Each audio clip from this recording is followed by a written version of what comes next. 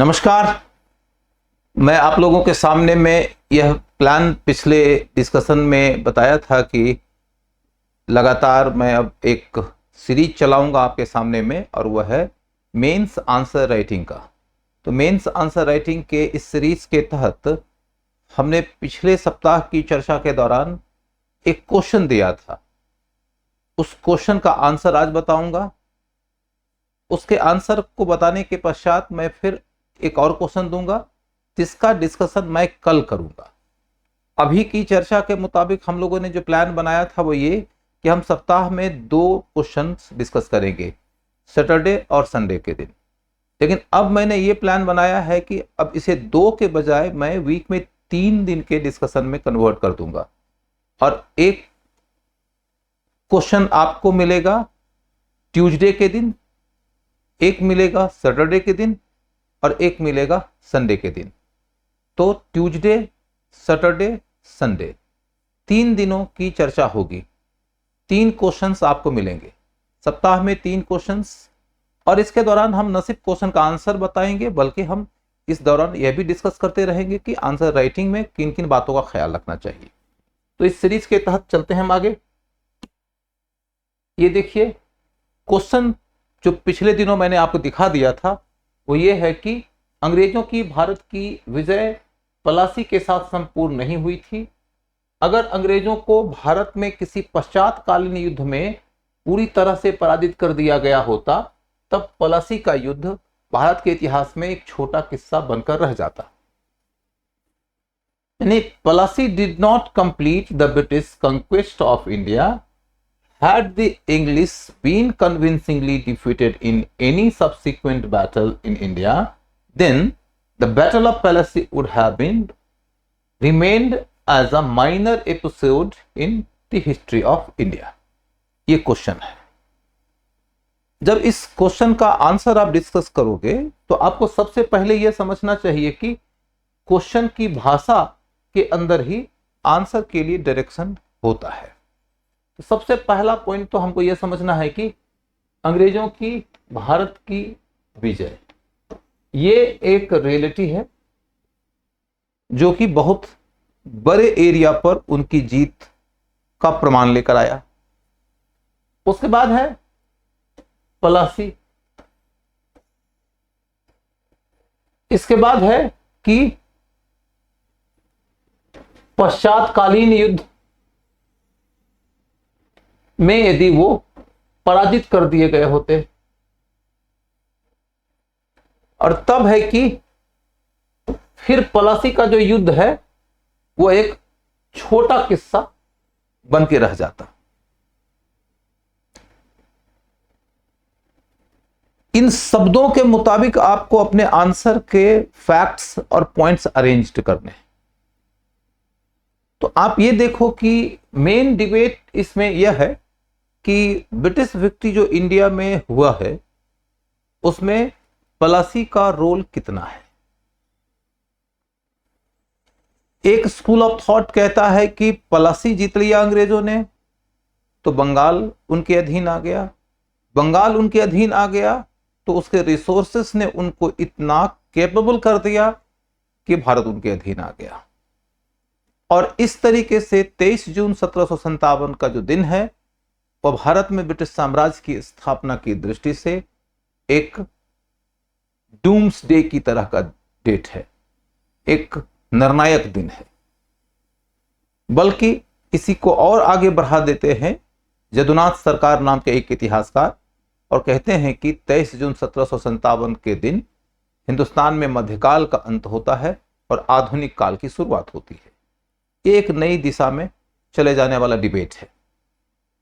तो हम पहले डिबेट तक सीमित रहें कि एक स्कूल ऑफ थॉट ऐसा है हिस्टोरियंस का जो कहता है कि 23 जून के दिन 1757 के साल में पलासी के क्षेत्र में आम के बागीचे में जो लड़ाई हुई थी ईस्ट इंडिया कंपनी और बंगाल के नवाब सिराज के बीच, उसमें कंपनी की जीत ने कंपनी को भारत में स्थापित कर दिया।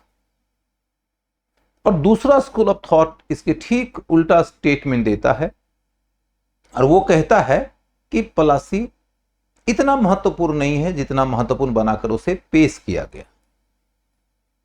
अब उनका अपना अपना तर्क है, हम उनके तर्कों की चर्चा भी करेंगे और निष्कर्ष में हमें अंत में यह बताना पड़ेगा कि आखिर पॉलिसी का कितना महत्व है। क्या सच मामले में पॉलिसी एक छोटा इवेंट है? क्या सच मायने में पॉलिसी एक निर्णायक इवेंट है? कहीं ऐसा तो नहीं कि दोनों ही तरह के निष्कर्षों में कुछ अतिवाद है? एक जो उसे अति निर्णायक मानता है वो कई सारी बातों को नजरअंदाज करता है, एक जो उसे एक माइनर इवेंट मानता है वो भी कुछ बातों को नजरअंदाज करता है। तो इन दोनों को ध्यान में रखते हुए अंत में एक निष्कर्ष आपको देना होगा। यानी कि जब हम इस क्वेश्चन का आंसर तैयार करेंगे तो हमारे दिमाग में यह स्पष्ट होना जरूरी है कि हम इस त्रिकोण को समझ लें। एक कोण है जो कहता है कि वह बहुत ही ज्यादा सिग्निफिकेंट इवेंट है, सिग्निफिकेंट इवेंट है, निर्णायक है। और दूसरा जो कह रहा है कि नहीं, एक साधारण सी घटना है, साधारण सी घटना है।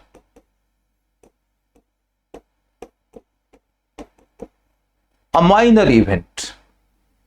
जो सिग्निफिकेंट इवेंट मानता है, जो डिसिसिव इवेंट मानता है, जो वाइटल इवेंट मानता है, जो हिस्टोरिकल इवेंट मानता है, जो डिसाइडर मानता है, वो ये कह रहा है कि पॉलिसी जीता तो कंपनी ने भारत जीता। और जो एक साधारण सा इवेंट मानता है वो कहता है कि बाद के काल में अंग्रेजों ने जो अचीवमेंट्स हासिल किए हुए हैं उसके बदौलत वो भारत जीत सके, और चूंकि वो भारत जीत गए तो हमने उस श्रृंखला की शुरुआत किया। तो शुरुआत में पॉलिसी की घटना हुई थी तो पॉलिसी बहुत महत्वपूर्ण घटना बन गई। बाद के काल में यदि उन्होंने तमाम जीत हासिल न किया होता तो पॉलिसी की उपलब्धियां उतनी बड़ी नहीं होती। और तब हम बीच में कहते हैं कि यह सच है कि पॉलिसी जीतते ही बंगाल उनके हाथ में नहीं आया था और बंगाल जीतते ही भारत उनके हाथ में नहीं आया था।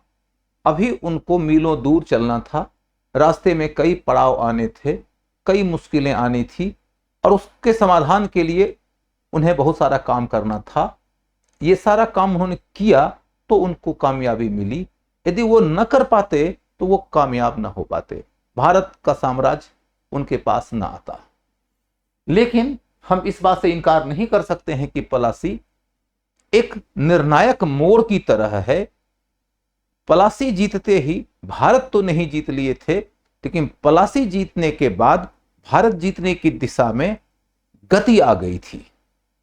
पॉलिसी एक ऐसा इवेंट तो नहीं है कि जिसके होते ही भारत अंग्रेजों के चरणों के नीचे आ गया, या जैसा कि कई इतिहासकार कहते हैं कि पॉलिसी जीता तो भारत जीत लिया। तो हम ये नहीं कह सकते कि पॉलिसी जीता तो भारत की जीत सुनिश्चित हो गई थी, किंतु पॉलिसी जीतने से अंग्रेजों को भारत को जीतने में बहुत महत्वपूर्ण सहयोग मिला, इससे इनकार नहीं कर सकते। यहीं पर जाकर हमारा कंक्लूजन हो जाएगा।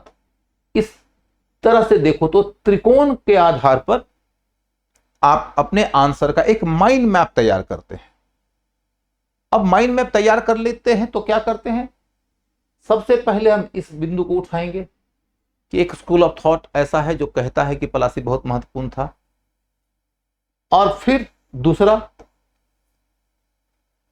सिक्के का दूसरा पहलू है कि एक इतिहासकार ऐसा भी है या एक ग्रुप ऑफ इतिहासकारों का ऐसा भी है जो कहता है कि नहीं उतना महत्वपूर्ण नहीं है। और तब हम बता देंगे कि आखिर हमको क्या लगता है। इसके पॉइंट्स, इसका कंक्लूजन, आंसर कंप्लीट। जब कभी आपको लगे कि मेरे दिमाग में आंसर का ढांचा अब बिल्कुल ही साफ है, तब आंसर राइटिंग की शुरुआत करो। अभ्यास जब कर रहे हो तो एग्जामिनेशन हॉल वाली जल्दबाजी मत करना। एग्जामिनेशन हॉल में तो समय कम होता है, तो इसलिए आपको फटाक से आंसर की शुरुआत कर देनी होती है। 30, 40, 50 सेकंड का समय ही होता है सोचने के लिए। लेकिन जब तुम घर में बैठ के अभ्यास कर रहे हो तो अपने को टाइम दो, ताकि तुम अपने अंदर के बेस्ट को बाहर निकाल सको। और जब बाहर निकल जाएगा तो धीरे धीरे इस पे काम करना शुरू कर देना कि समय का मैनेजमेंट कैसे करें। टाइम मैनेजमेंट की चर्चा पहले ही दिन में करूं तो बेकार सी बात हो जाएगी। आप भी यदि पहले ही दिन से टाइम मैनेजमेंट पे फोकस कर दोगे तो जो तुम्हारे अंदर का सर्वोत्तम ज्ञान है, जो तथ्य है, जो तर्क है, जो भाषा है, जो कोऑर्डिनेशन है, जो इमेजिनेशन है, जो एनालिसिस है लॉजिकल लेवल का, वो बाहर नहीं निकलेगा। पहले उन सब को बाहर निकालो। Don't bother about the management of time एब इनिशियो। आरंभ में समय के प्रबंधन की चिंता न करो। अब चल के देखो कि हम इसके आंसर की ओर यदि क्रमशः बढ़ते हैं तो क्या कहते हैं। पहला पॉइंट कि पलासी निर्णायक है,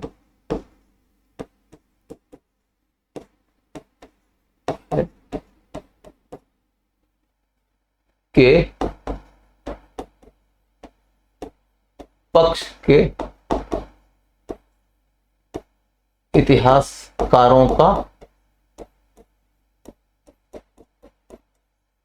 दावा। पलासी का युद्ध एक निर्णायक युद्ध था, इस निष्कर्ष के पक्ष में जो इतिहासकार हैं उनका जो दावा है उसका आधार क्या है।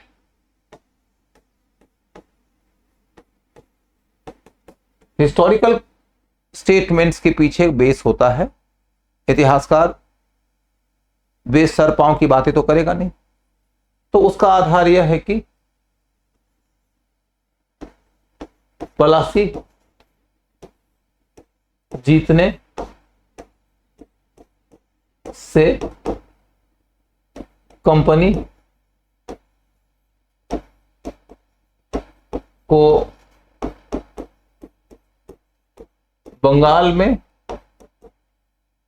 पांव जमाने का मौका मिला।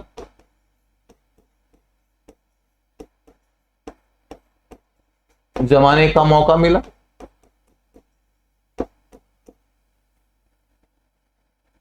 कंपनी वाले सिराज उद्दौला को गद्दी से उतारकर मीर जफर को गद्दी पर बिठा दिए।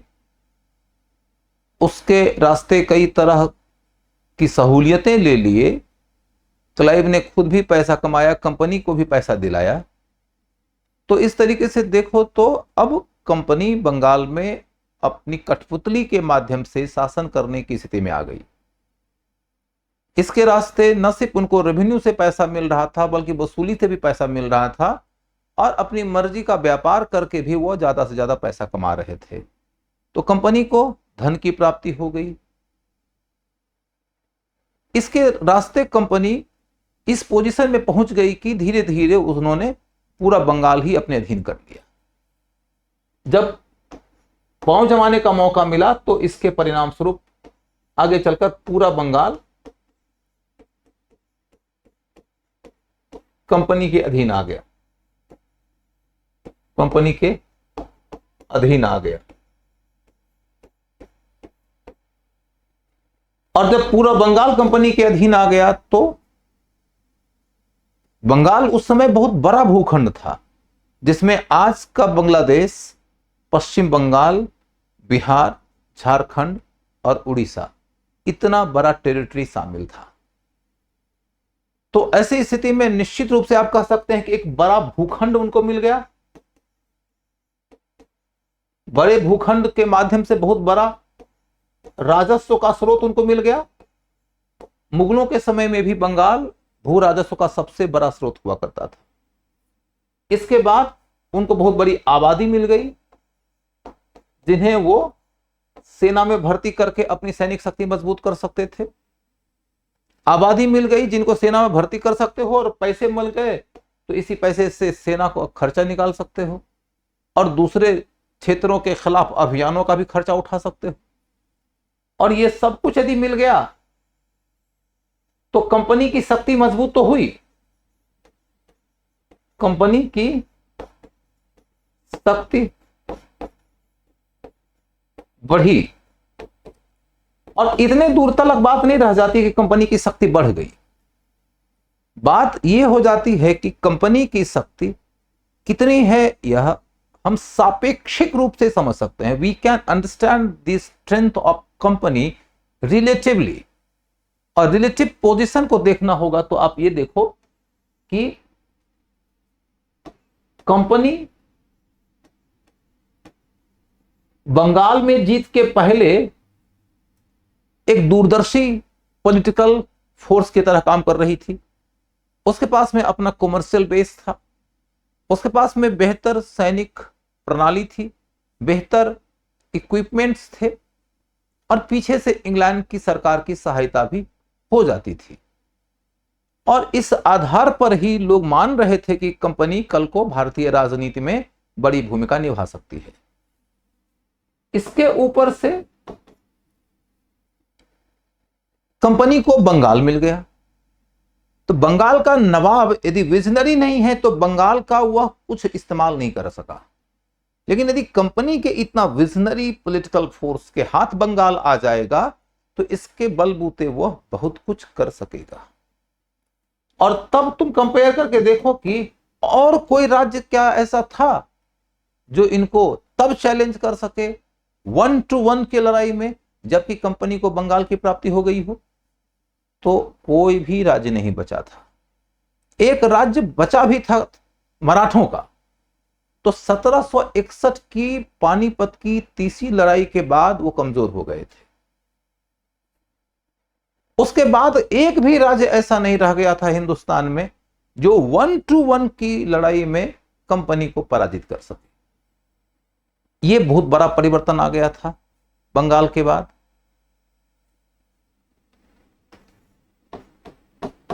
तब हम कहते हैं कि किंतु सिक्के का दूसरा पहलू भी है, flip side of the coin. सिक्के का दूसरा पहलू भी है, यानी दूसरे तरह से भी इस विषय को इतिहासकारों ने देखा है। तो सिक्के का दूसरा पहलू क्या है? तो दूसरा पहलू यह है कि पलासी पर्याप्त नहीं था। पलासी पर्याप्त नहीं था कि इसी के बदौलत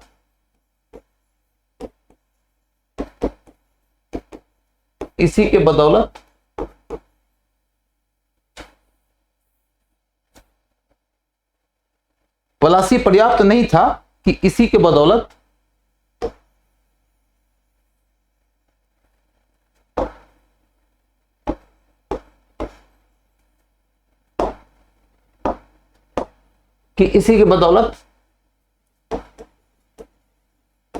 कंपनी ने बंगाल जीत लिया।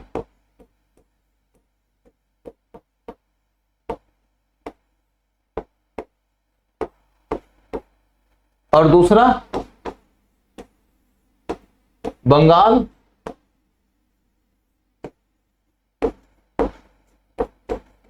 पर्याप्त नहीं था कि भारत जीत लिया।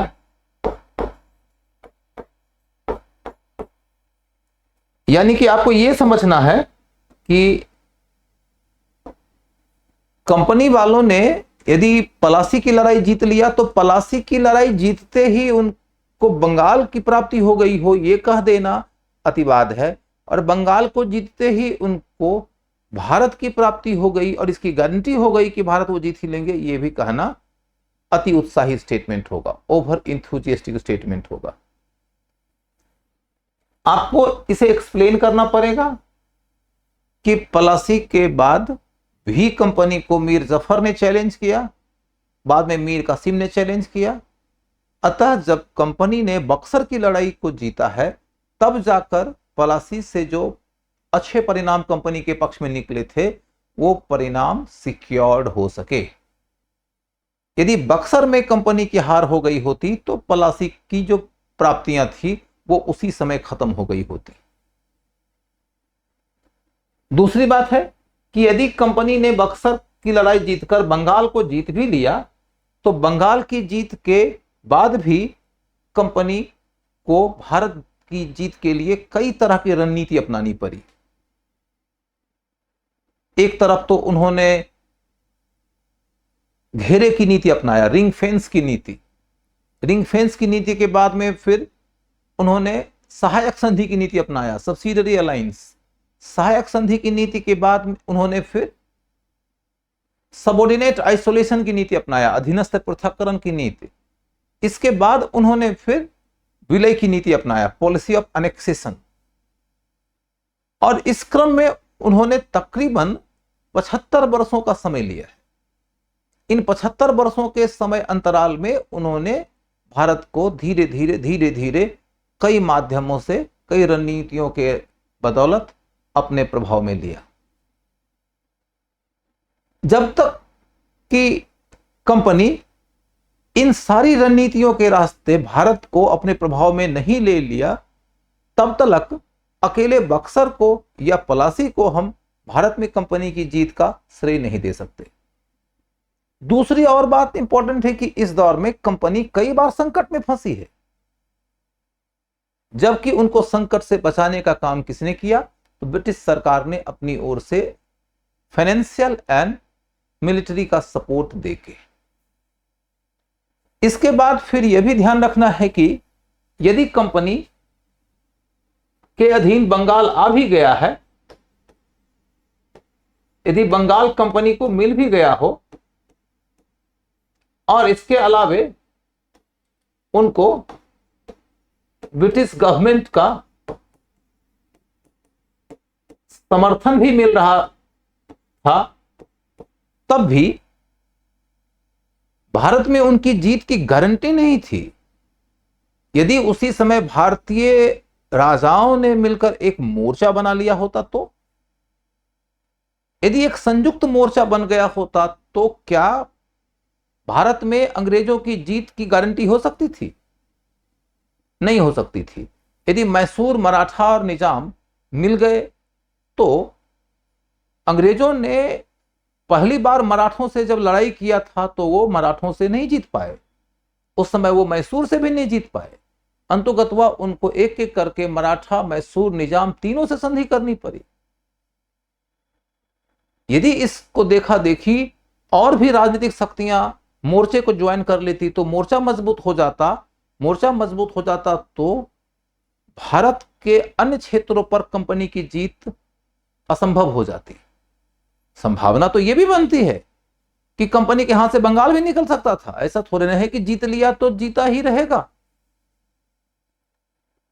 बल्कि यहां तक कि बंगाल को जीतने के बाद भी लंबे समय तक ईस्ट इंडिया कंपनी ने एक स्ट्रैटेजी अपनाया था कि बंगाल उनका उन्हीं के पास रहे, सुरक्षित रहे। और इसी सुरक्षा की नीति के तहत वॉरेन हेस्टिंग्स ने रिंग फेंस की नीति यानी कि घेरे की नीति अपनाया था। यानी कि उनकी बाद की रणनीतियों ने, नंबर 1 इंग्लैंड की सरकार की सहायता ने, नंबर 2 और भारतीय रजबारों के आपसी झगड़े और आपसी संघर्ष ने कंपनी को भारत में जीतने के लिए अनुकूलता प्रदान किया। यदि ये सारी परिस्थितियां अनुकूल नहीं होती तो फिर पलासी की लड़ाई निर्णायक नहीं हो सकती थी। और तब हम कहते हैं कि निष्कर्ष क्या है हमारा? निष्कर्ष क्या है? तो निष्कर्ष यह है कि पलासी के साथ ही निर्णय नहीं निकला था, निर्णय नहीं निकला था, लेकिन एक दिशा खुल गई थी। एक दिशा खुल गई थी। एक दिशा खुल गई थी।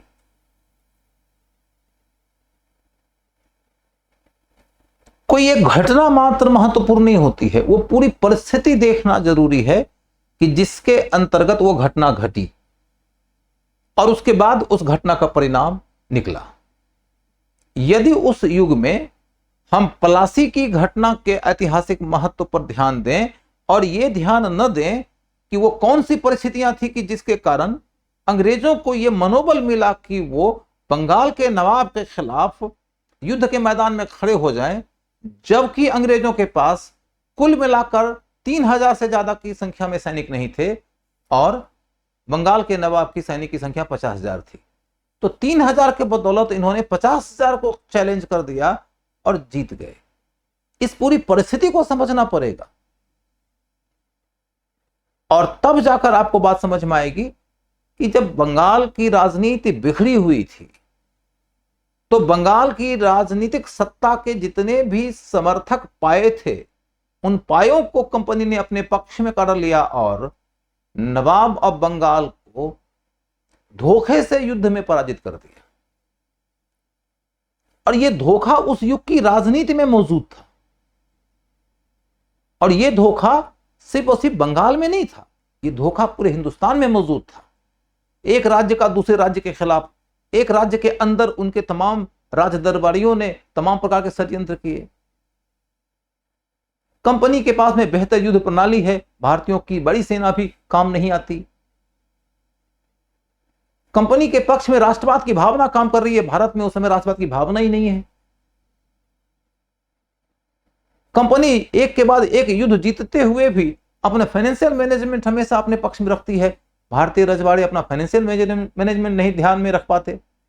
There were lots of reasons कि जिसके बदौलत अंग्रेजों को भारत में जीत की कामयाबी मिली। अकेले पलासी से सब कुछ नहीं हो सकता था। Plassey alone was not decisive, but of course Plassey was a turning point। यही हमारा निष्कर्ष है। पलासी अकेला निर्णायक नहीं था, लेकिन of course पलासी एक निर्णायक मोड़ था।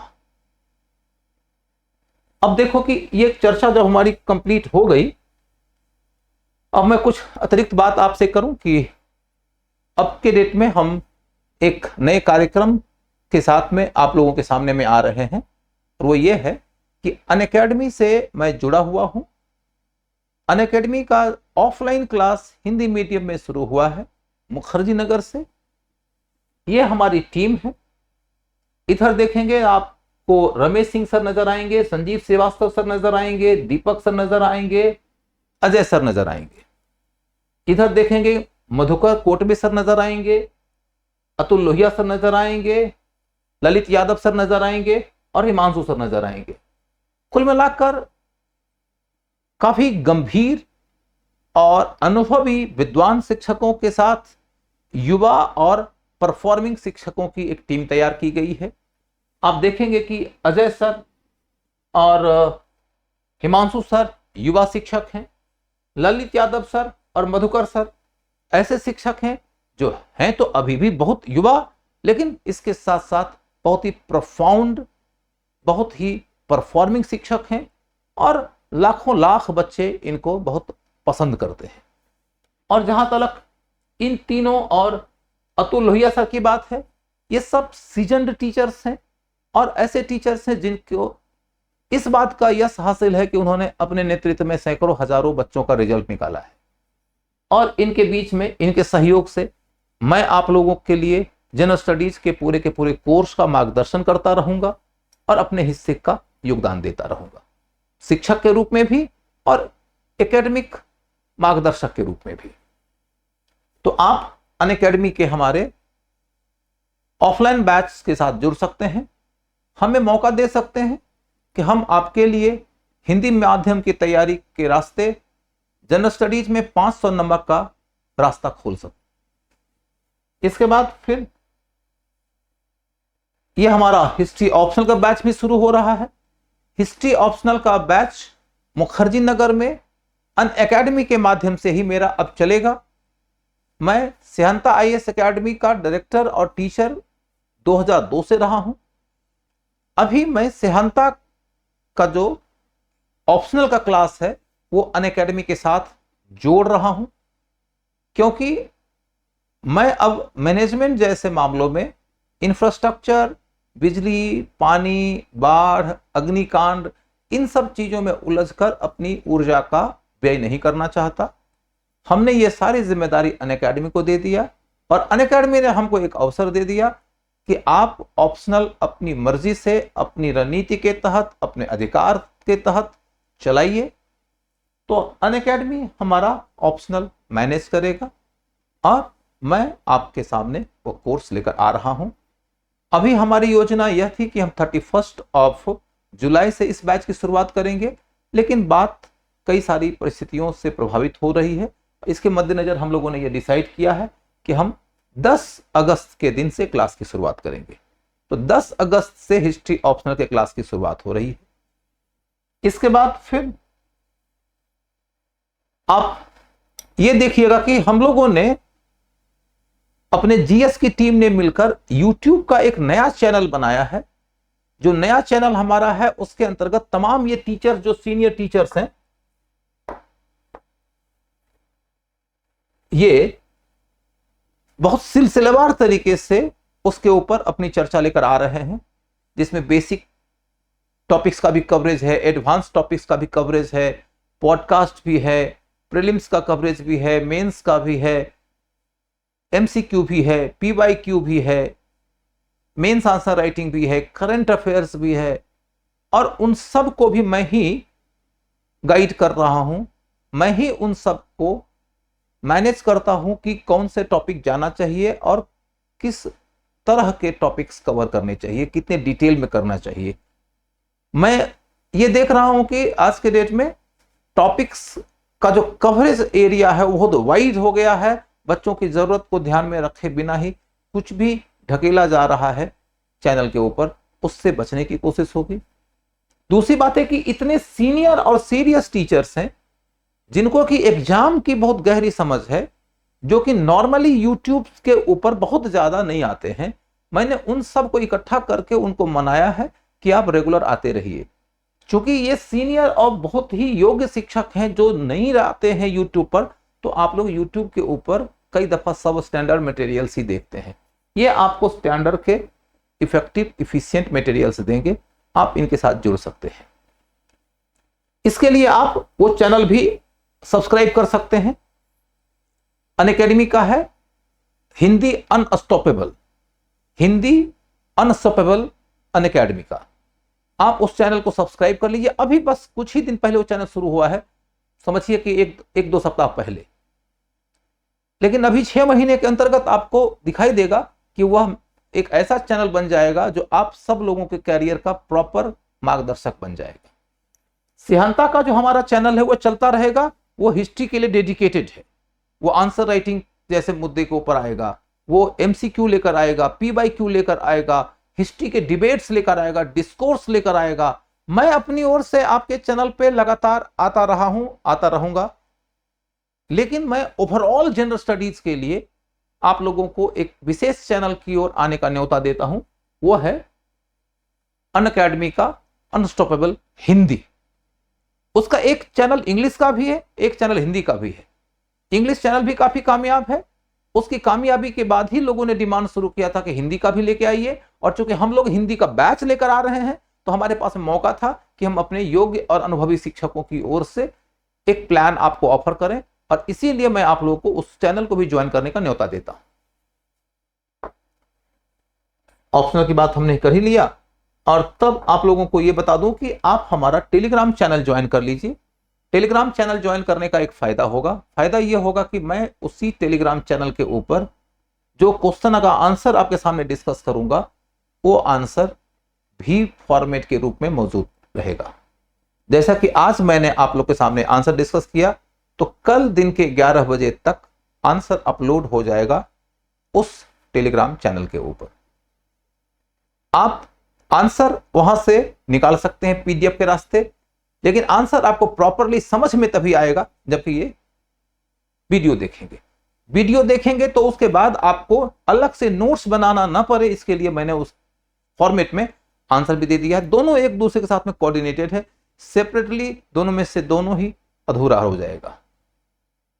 तो ऐसी स्थिति में आप वो टेलीग्राम चैनल ज्वाइन कर लें और तब देख लीजिए, ये हमारा कल का क्वेश्चन है। कल शाम में 6 बजे फिर से आपके सामने मैं उपस्थित होऊंगा और उस दौरान आपके इस प्रश्न का उत्तर दूंगा। इस बीच आपके पास मौका है, आप अपनी ओर से भी इस प्रश्न का उत्तर निकालने की कोशिश करिए।